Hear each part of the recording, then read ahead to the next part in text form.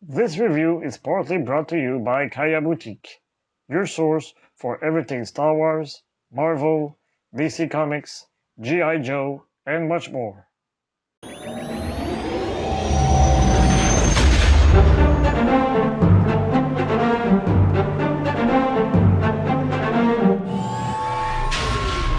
Greetings, Jedi Knights and Sith Lords, and welcome to Star Wars Artifacts. My name is Dominic, aka Lordu, and today we'll be reviewing the Axe Woves Black Series helmet as seen in Seasons 2 and 3 of the Mandalorian series. The Axe Woves helmet is the 26th helmet of the series and was released in October 2023. It was sold for about $135 US, 190 Canadian dollars, or about 110 British pounds. This helmet is not exclusive to a store in particular, so you will find it at your favorite store. Obviously for me, it's Kaya Boutique. Enough talking, let's start the review. As for the box, we have on the front an image of the helmet. On the angular side, we have two illustrations of the character. On the right side, we have an X-ray style image of the side of the helmet. On the back, we have the usual info, and on the left side, the Aurebesh next to both schematics means interior view and LEDs. Before we continue, don't forget to subscribe to the channel, hit the notification bell, and smash the like button to help us continue our work. You can also follow us on social media at SW Artefacts. You can also listen to our podcast, the Star Wars Artifact Show, on Spotify and Apple Podcasts. All the links are available in the description below. As you can see on this picture, it is the 5th repaint of the Boba Fett helmet. So, we won't be analyzing the components of the helmet, but we will instead focus on what's new, the paint job. That's a good thing, since it is the aspect I like the most about this helmet. First, I love the blue tone that was selected. I like it more than the one used for the Bo-Katan or the Death Watch clan helmet we had in the past.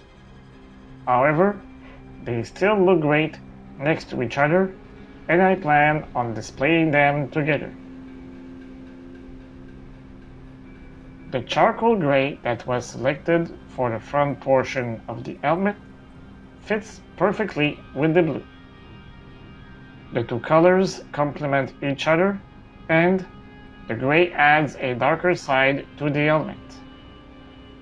The same color was used for the stripe that goes all the way to the back and for the vent. A little bit higher, we have a lighter gray band that goes all around the helmet where the forehead is located. However, the aging is what I like the most about this helmet. We can also see some nice weathering marks that makes it look dirty.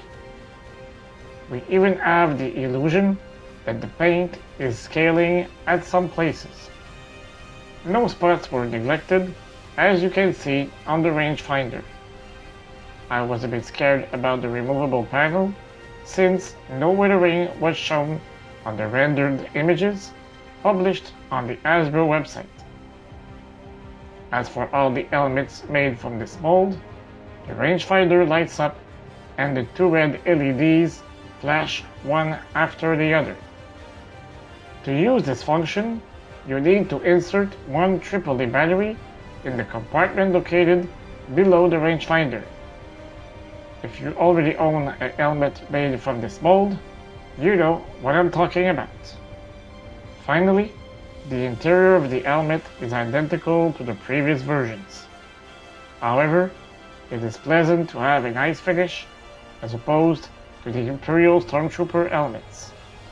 The Axe Woves helmet is a great complement to the Bo-Katan and the Death Watch helmets.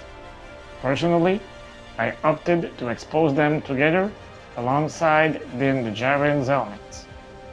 Perhaps I will change my mind if Hasbro decides to produce a Casca Reeves helmet. I must however admit that I'm not the biggest fan of this helmet because of the lack of details.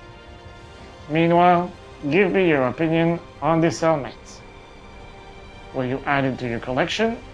Let me know in the comment section below. If you enjoyed this video, please consider giving us a super thanks. This will allow us to continue offering you new content week after week. I'll see you next week for another review, and until then, may the Force be with you always.